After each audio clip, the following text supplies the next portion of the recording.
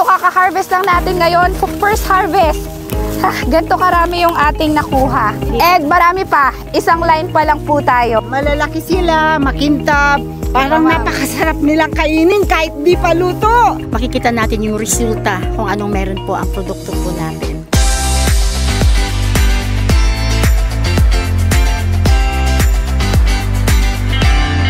Hello mga ka-agri. This is your Agripreneur Queen, Liza Cabral.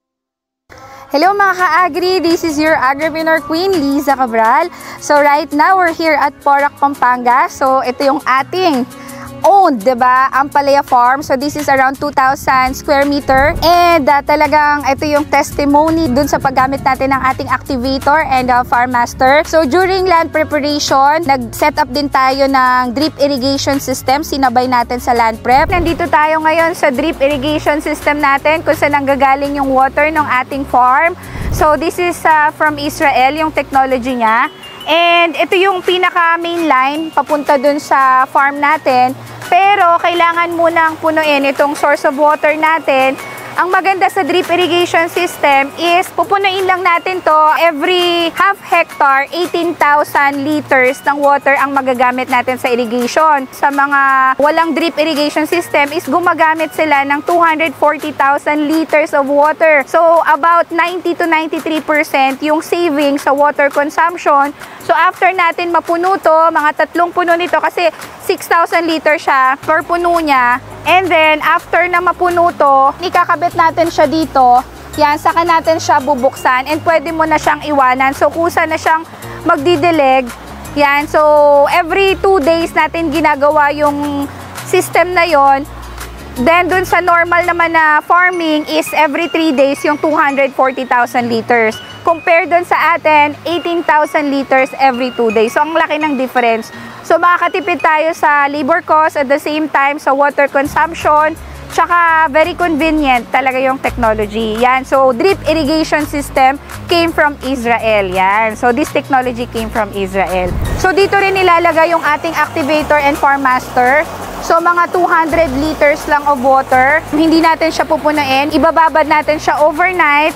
And then kinaumagahan, saka natin pupunuin. No need na siyang salain kasi kaya naman nung ating drip irrigation system yung talagang granules ng ating technology. So yun yung convenience din. Yan. So grabe, ang galing. Then after 3 days, nilagay natin yung ating activator and farm master. So activator around 200 grams. And the farm master 100 grams yung ginamit natin. We installed the drip irrigation system. So the night before natin na i-apply yung ating activator and farm master is nilagay natin siya dun sa main line or dun sa parang balde dun sa drip irrigation system natin.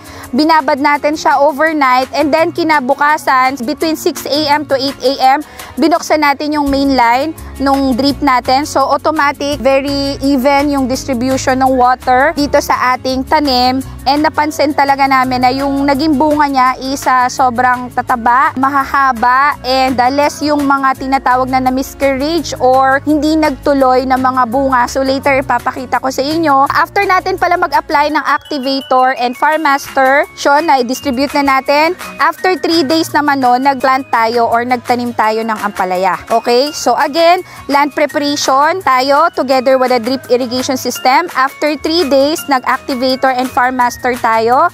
After 3 days again, dun tayo nagtanim ng seeds ng ampalaya. And then, after 20 days, in-apply naman natin yung MaxiGrow. MaxiGrow, no need na siyang ibabad. Okay? So ilalagay lang siya. Ang ginamit natin na MaxiGrow dito is around 200 grams. So binabad siya sa 2 balde. So tig-isang balde yon. And then, spray or 2 knapsack sprayer na balik sa 2,000 square meter na area. So yun yung naging protocol natin dito, and tara tingnan natin kung gaano kaganda yung naging resulta. Let's go! So tara guys, mag-harvest tayo. Grabe oh, nakita nyo, ang dami, ang lalaki ng bunga. Papakita ko sa inyo. Yan, so ito yung mga na-harvest natin. Yan na lalaki. So tara girls, tulungan nyo ako mag-harvest kasi medyo marami. So ito siya. Grabe, nakakatuwa. Yan, tapos ito. So kahit medyo maliit yung ano niya, yung body niya, nakaka-harvest tayo ng medyo malaki. Yan.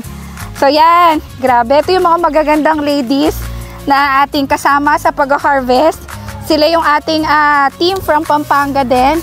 Yan, meet Ma'am Rosie and Ma'am Reyna. Hello mga ka-agri! Tingnan nyo po ang mga ampalaya natin. Ngayon lang po namunga, ang lalaki makintab. Parang napakasarap nilang kainin kahit di pa luto. Di ba? Ang ganda.